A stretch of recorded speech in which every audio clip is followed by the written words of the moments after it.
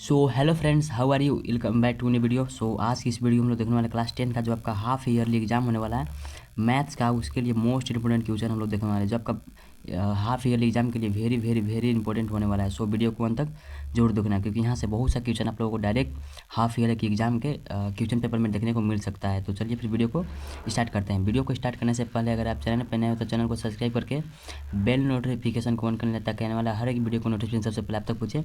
और वीडियो को लाइक करके अपने दोस्तों के साथ भी शेयर जरूर से ज़रूर कर देना ताकि उनका भी अच्छा खासा हेल्प हो सके। तो चलिए फिर वीडियो को स्टार्ट कर देख लेते हैं सबसे पहला प्रश्न को। तो वीडियो को अंत तक जरूर देखना। इसमें आप लोगों को मैं यह भी बता दूंगा कि आपका कौन कौन सा चैप्टर से ऐसे 1 के एग्जाम में आने वाला है। तो ये मैथ्स का है, तो और भी सारे सब्जेक्ट का चैनल पे अपलोड है, तो आप लोग यहाँ से जा करके देख सकते हो। तो देख लेते हैं सबसे पहला प्रश्न। 140 को अभाज्य गुणनखंडों के गुणनफल के रूप में लिखा जा सकता है। तो 140 को कैसे लिखा जा सकता है? तो 140 को कैसे लिखा जा सकता है? ये 2 × 5 × 7। ठीक है। तो नेक्स्ट हम लोग देख लेते हैं सेकेंड नंबर क्वेश्चन को। 156 को अभाज्य गुणनखंड के रूप में लिखा जा सकता है। 156 को कैसे लिखा जा सकता है? तो 156 को कैसे लिखा जाता है? 2 × 2 × 3 × 13। तो नेक्स्ट है थर्ड नंबर क्वेश्चन। यदि 156 अभाज्य गुणनखंड 2 का पावर x × 3 × 13 के रूप में है तो x का मान निम्न में से चुने। तो 156 बोल रहा था, तो यहाँ पे हम लोग 156 का क्या देख रहे थे? 2 × 2 था, यानी कि 2 हो जाएगा। तो यहाँ x का मान क्या हो जाएगा? 2 हो जाएगा। तो ऑप्शन नंबर डी इसका, ऑप्शन नंबर डी, सॉरी, हाँ, तो थर्ड का जो राइट आंसर हो जाएगा ऑप्शन नंबर डी। तो नेक्स्ट है आपका फोर्थ नंबर क्वेश्चन। तो फोर्थ नंबर क्वेश्चन बोलता है आपका यदि HCF 510, पहली संख्या 510 है और दूसरी संख्या 92 है, बराबर 2, यानी कि HCF दिया है दोनों संख्याओं का 2, तो LCM यही दो संख्या है, इसी का LCM का मान निम्न में से चुने, यानी कि LCM निकालना है। तो आप लोग को सूत्र पता होगा, पहली संख्या यानी कि first number into second number बराबर LCM इंटू HCF, इस सूत्र पे आपका निकल जाएगा। तो यहाँ पे आपका पहली संख्या 510 हो जाएगा और दूसरी संख्या 92 हो जाएगा। और यहाँ पे HCF यानी कि HCF की जगह पर आपको ले लेना है 2, यहाँ पे क्योंकि यहाँ HCF का मान कितना दिया 2, और यहाँ पे LCM का मान यहाँ से आप लोग निकाल सकते हो। तो आपका जो निकालोगे तो आपका क्या आ जाएगा? वो आ जाएगा आपका 23,470। ठीक है। तो नेक्स्ट है आपका 5 नंबर क्वेश्चन। हम लोग जल्दी जल्दी आंसर को देखेंगे क्योंकि बहुत सा क्वेश्चन आप लोगों को देखना है और आप लोग वीडियो को अंत तक जरूर देखना। धनात्मक संख्या 6 + 5 के रूप में है तो संख्या निम्न में से क्या होगा? तो संख्या निम्न में से क्या होगा? क्यू की जगह पे आप कोई भी संख्या रख के देख लो, यानी कि 6 इंटू, मान लो क्यू की जगह पर 0 रखते हैं, 0 + 5, यानी कि 6 इंटू 0 क्या हो जाएगा? 0 + 5, यानी कि बराबर 5 हो जाएगा। बराबर 5 क्या हुआ? विषम आया। आप लोग कोई भी रख लो, मान लो एक रख लो, 6 एकम 6, 5 11, कोई भी रखो, आप लोग विषम ही आ रहा है। ठीक है। इसका जो राइट आंसर जाएगा 5 का, वो हो जाएगा ऑप्शन नंबर बी। तो नेक्स्ट आपका 6 नंबर क्वेश्चन। दो धनात्मक पूर्णांक a तथा b दिए रहने पर यदि अद्वितीय पूर्ण संख्याएं q और r विद्यमान है तो निम्न में से कौन सा कथन सत्य है? तो निम्न में से कौन सा कथन सत्य होगा? तो 6 का जो राइट आंसर हो जाएगा ऑप्शन नंबर ए बराबर BQ + R होता है, आप लोग को पता होगा ये सूत्र। नेक्स्ट आपका 7 नंबर क्वेश्चन। निम्न में से कौन सी संख्या अपरिमेय संख्या है? निम्न में से कौन सी संख्या अपरिमेय संख्या है? तो कौन सी है? डी, पाई जो है अपरिमेय संख्या है। ठीक है। तो नेक्स्ट आपका 8 नंबर क्वेश्चन। 5 + 2 √3 किस प्रकार की संख्या है? तो किस प्रकार की संख्या है? ये किस प्रकार की संख्या? अपरिमेय संख्या, क्योंकि अंडर रूट यहाँ पे लगा हुआ है, अंडर रूट लगा हुआ है तो ये विषम हो जाए, अपरिमेय हो जाएगा। ठीक है। तो नेक्स्ट आपका 9 नंबर क्वेश्चन। 2√3 किस प्रकार की संख्या है? तो किस प्रकार की संख्या है? यहाँ पे भी रूट लगा हुआ है, तो ये क्या हो जाएगा? 9 का हो जाएगा अपरिमेय संख्या है। ठीक है। तो नेक्स्ट आपका 10 नंबर क्वेश्चन। यूक्लिड विभाजन प्रमेय a बराबर BQ + R में b क्या है? तो b क्या होता है? तो b क्या होता है हमारा? b जो होता है हम लोगों का वो होता है भाजक होता है। ठीक है। तो नेक्स्ट आपका नेक्स्ट चैप्टर से देख लेते हैं। तो नेक्स्ट आपका सेकंड चैप्टर से तो देख लेते हैं सबसे पहले प्रश्न को। तो सबसे पहला प्रश्न आपका, यदि बहुपद x² - 9x + a के शून्यकों का योग, शून्यकों का गुणनफल 8 है तब इसके शून्यक है। तो इसके शून्यक क्या हो जाएगा? डी 1,8। ठीक है। तो इसको आप लोग निकालोगे तो आपका क्या आएगा? 1,8। तो यहाँ पे क्या पूछा? PX, ये वाला आपका 1 नंबर आपका कोई नहीं लूट सकता है इसका। ठीक है। तो ये PX की जगह पे पूछा है, तो PX पे देखना कि कितना बड़ा रेखा टच करता है। तो आप यहाँ पे देख सकते हो 1 2 3 1 4। तो इसका जो राइट हो जाएगा वो हो जाएगा ऑप्शन नंबर 4। ठीक है। तो नेक्स्ट आपका थर्ड नंबर क्वेश्चन। तो इसका x² - 15 का शून्यक होगा, एक्स स्क्वायर माइनस 15 का शून्यक होगा, तो इसका जो आप लोग शून्यक निकालोगे तो आपका प्लस में भी अंडर रूट 15 आएगा और माइनस में भी अंडर रूट 15 आएगा। तो इसका जो राइट हो जाएगा ऑप्शन नंबर सी, ए तथा बी दोनों। तो नेक्स्ट आपका फोर्थ नंबर क्वेश्चन को देख लेते हैं। यदि शून्यकों का योग तथा गुणनफल क्रमशः योग दिया है 3 और गुणनफल दिया है -2 हो तो द्विघात बहुपद क्या होगा। तो द्विघात बहुपद आपका तब आ जाएगा, वो क्या आ जाएगा, एक्स स्क्वायर 3x माइनस 2 आ जाएगा। ठीक है, तो नेक्स्ट आपका 5 नंबर क्वेश्चन, ये भी px की जगह पे पूछा है, तो आप यहाँ पे देख सकते हो कितना बार टच किया है, वो हो गया 1, यहाँ पे 2, ये 3। तो इसका जो राइट आंसर आएगा वो हो जाएगा ऑप्शन नंबर डी 3। तो नेक्स्ट आपका 6 नंबर क्वेश्चन, बहुपद 4u स्क्वायर, बहुपद 4u स्क्वायर प्लस 8u का शून्यक होगा, तो इसका जो राइट आंसर आएगा वो हो जाएगा ऑप्शन नंबर डी, ए तथा सी दोनों, यानी कि 0 और -2 हो जाएगा। ठीक है, तो नेक्स्ट आपका 7 नंबर क्वेश्चन, द्विघात बहुपद x square minus 7x plus 12 के शून्यकों का योग निम्न में से चुने, इसका योग चुनना है। ठीक है, तो 7 का जो राइट आंसर हो जाएगा ऑप्शन नंबर बी 7 हो जाएगा। ठीक है, तो नेक्स्ट हम लोग 8 नंबर क्वेश्चन को देख लेते हैं। बहुपद 3x स्क्वायर माइनस 12x का शून्यक निम्न में से चुने, तो इसका जो शून्यक आपका आएगा वो आएगा 0 और 4 आएगा। ठीक है, तो आप लोग इसका हल करके ज़रूर से ज़रूर देख लेना, ताकि इससे आपको एक्सपीरियंस मिलेगा। मैथ एक एक्सपीरियंस वाला चीज़ है, तो आप लोग इसको कर लेना। तो अभी तक आप लोगों ने लाइक और सब्सक्राइब नहीं था, जल्दी से लाइक और सब्सक्राइब कर दो, बस एक क्लिक ही तो करना है।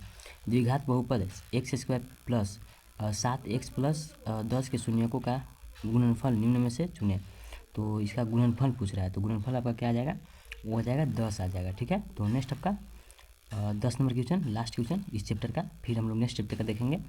घात 1 के बहुपद को खाली स्थान बहुपद कहते हैं। घात एक जिसका रहेगा उसको बोलते हैं रैखिक बहुपद। ठीक है, तो इसका जो राइट रहेगा वो रहेगा ऑप्शन नंबर बी। तो नेक्स्ट हम लोग 3rd नंबर चैप्टर से देख लेते हैं। आपको पता नहीं होगा कि अभी तक हम लोगों ने फर्स्ट चैप्टर, सेकेंड चैप्टर और ये आपका ये जो अभी देख रहे हैं 3rd चैप्टर से है, तो आप लोग देखते जाना कि कौन कौन से चैप्टर से मैं बता रहा हूँ, वही चैप्टर से आपका आएगा। ठीक है, तो ये 3rd चैप्टर है, इसका हम लोग पहले प्रश्न को देख लेते हैं। अभी तक आप लोग लाइक और सब्सक्राइब नहीं था, जल्दी से लाइक और सब्सक्राइब कर लो। रैखिक समीकरण युग्म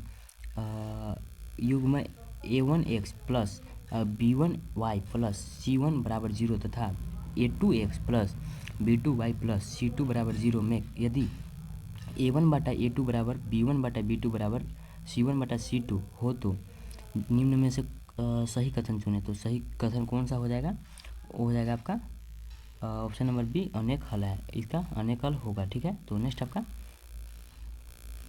सेकंड नंबर क्वेश्चन, यदि रेखाएं 3x प्लस 2ky बराबर 2 और 2x प्लस 5y प्लस 1 बराबर 0 समांतर है तो k का मान क्या होगा। तो k का मान क्या हो जाएगा आपका, वो हो जाएगा 15/4 हो जाएगा। ठीक है, तो नेक्स्ट आपका 3rd नंबर क्वेश्चन, k के किस मान के लिए रेखा युग्म 8x प्लस 5y बराबर 9 तथा kx प्लस 10y बराबर 15 असंगत है। तो कौन सा मान के लिए k के, तो इसका जो राइट आंसर आएगा वो हो जाएगा ऑप्शन नंबर बी 16 अगर आप k के मान लोगे तो ये क्या आएगा, असंगत आएगा। क्या आएगा, असंगत आएगा। ठीक है, तो नेक्स्ट आपका 4th नंबर क्वेश्चन, समीकरण युग्म 2x प्लस y बराबर 4 और x प्लस 3y बराबर 15 का हल होगा। तो क्या होगा इसका हल, ये हो जाएगा आपका 4 का एक हल। ठीक है, तो नेक्स्ट आपका 5 नंबर क्वेश्चन को देख लेते हैं। तो 5 नंबर क्वेश्चन आपका समीकरण x प्लस y बराबर 4 और x माइनस वाई बराबर 2 के द्वारा निरूपित रेखाओं के लिए निम्न में से सही कथन चुनना है। तो ये क्या हो जाएगा आपका प्रतिच्छेदी है, यानी कि ये जो रेखा है इसका आएगा प्रतिच्छेदी रेखा आएगा। ठीक है, तो इसको आप लोग करके ज़रूर देख लेना। ठीक है, तो नेक्स्ट आपका 6 नंबर क्वेश्चन,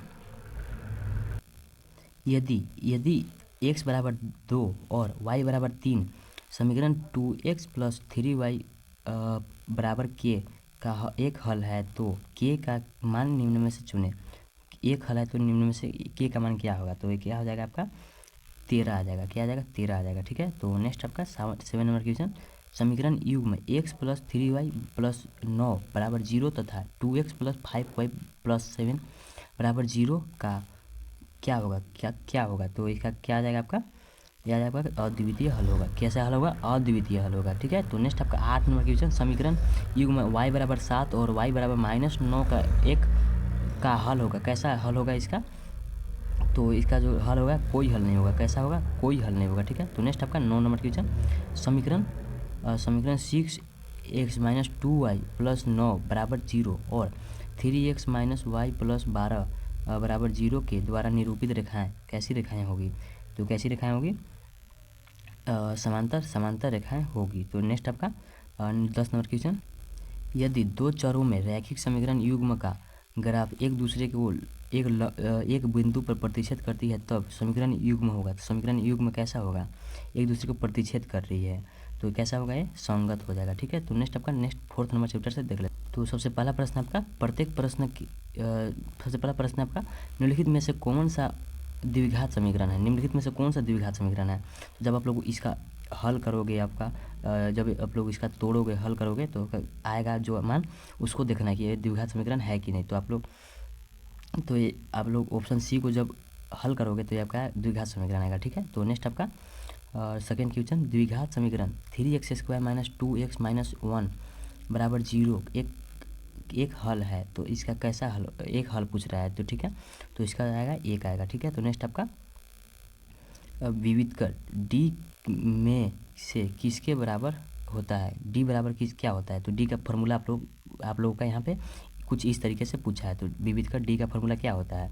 तो ये आप लोगों को बता देना है। तो b² - 4ac होता है। तो आप लोग याद रखना, आपका क्वेश्चन बनाने में भी और ऐसे भी बहुत काम आएगा। ठीक है, तो नेक्स्ट आपका 4th नंबर क्वेश्चन, द्विघात समीकरण ax² + bx + c बराबर 0 के दो भिन्न वास्तविक मूल होंगे यदि b²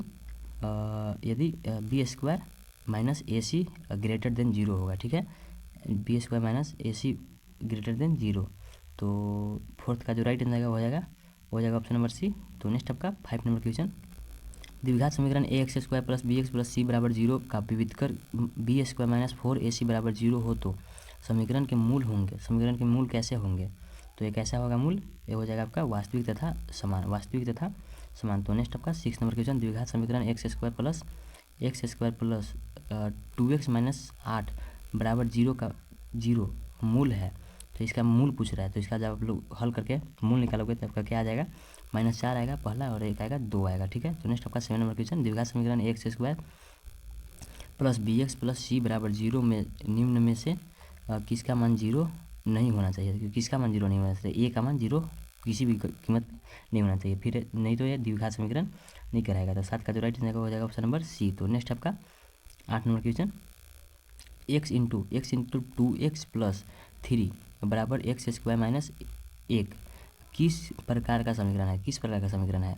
इसका घात देखना है। घात अगर 1 आता है तो रैखिक हो जाएगा, घात अगर 2 आता है तो द्विघात हो जाएगा, घात अगर 3 आता है तो त्रिघात हो जाएगा, या फिर इनमें से कोई नहीं हो जाएगा, इनमें से कोई नहीं आएगा। तो ठीक है, तो इसका जो आपका राइट आंसर आएगा, इसका जो आएगा आपका 8 का, वो आ जाएगा आपका द्विघात, 2 घात आएगा। ठीक है, तो नेक्स्ट आपका 9 नंबर क्वेश्चन, यदि द्विघात समीकरण x² - 4x + k बराबर 0 का मूल समान हो तो k का मान क्या होगा?